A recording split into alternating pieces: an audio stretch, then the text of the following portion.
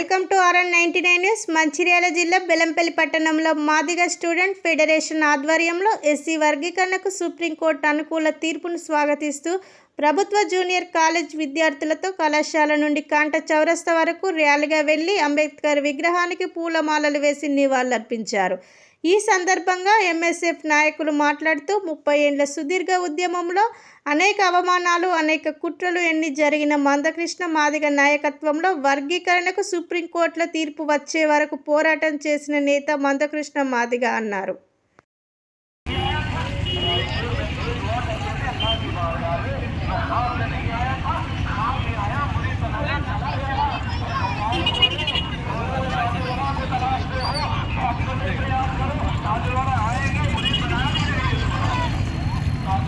సామాజిక ఉద్యమ నమస్కారం.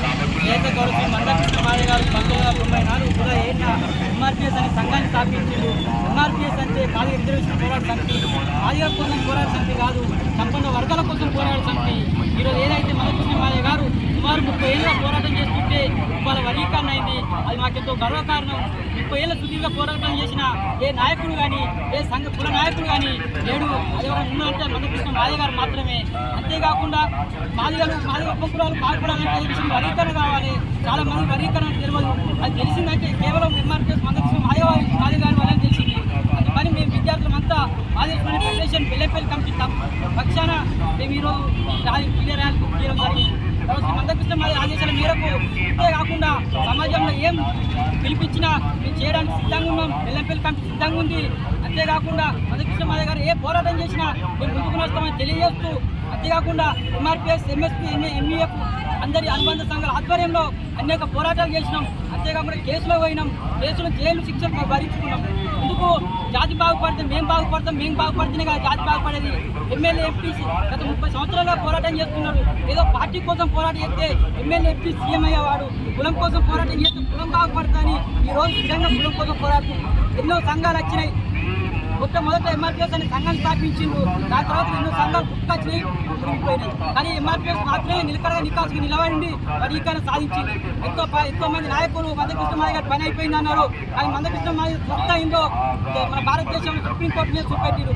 మాకు సుప్రీంకోర్టు స్టేట్లో ఏది వర్గీకరణ కొట్టేస్తే సుప్రీంకోర్టు స్టేట్లో ఉన్న కోర్టు ఏదైతే వర్గీకరణ కొట్టేస్తే సుప్రీంకోర్టు పోయి చేసుకున్నాం. ఎందుకు అంటే మాకు కోర్టు మీద నమ్మకం ఉంది కాబట్టి మేము కోర్టు మీద ఎక్కాల్సి వచ్చింది. అంతేకాకుండా అనేక పార్టీ నాయకులు మాకు సపోర్ట్ చేసిండ్రు. చేయని వాళ్ళని పక్క వ్యక్తులు చేసిన వారితో సమయం గడిపినాం. అంతేకాకుండా ఏ పార్టీ అయినా మందకృష్ణ మాదిగ గారు ఏ పార్టీ అయినా పిలిపిస్తే ఆ పార్టీకి మేము మద్దతు ఉంటాం. అంతేకాకుండా మందకృష్ణ మాదిగ అనేక కార్యాచరణ చేసినా దానికి మేము ముందుంటాం. చదువుకున్న విద్యార్థుల ఉద్యోగాలు లేక మా అన్నలు, మా అక్కలు, చెల్లెళ్ళు ఇంకా ఉంటాను. అది తెలుసుకునే మేము గత 5 సంవత్సరాలుగా పోరాటం చేస్తున్నాం. దానికి ఫలితమే ఈరోజు వచ్చిన మాకు ఎంఆర్పిఎస్, ఈరోజు వచ్చిన వర్గీకరణ. అందుకోసం మేము ఏం చేయడానికి సిద్ధంగా ఉన్నాం. ఇంకా మందకృష్ణ మాదిగ గారు చెప్పులు పోతే అనేక ఉద్యమాలు చేసిండు. ఏది అట్లసిటీ కేసులు కావచ్చు, విద్యార్థులకు పెన్షన్లు కావచ్చు, అంతేకాకుండా చెప్పుకుంటూ పోతే తెల్ల రేషన్ కార్డు కావచ్చు, ఆరోగ్యశ్రీ కార్డు కావచ్చు, చెప్పుకుంటూ పోతే అనేక పోరాటాలు చేసింది. కేవలం అది మాదిగ కులానికి చెందినయా? లేదు, అన్ని కులాలకు, అన్ని సంపన్న వర్గాలకు చెందినవి. అందుకోసం మేము ఎంఆర్పిఎస్ తరఫున MSF Madiga federation Bellampalli committee పక్షాన పోరాటం చేస్తూ ముగిస్తున్న జై మాదిగ, జై మందకృష్ణ మాదిగ.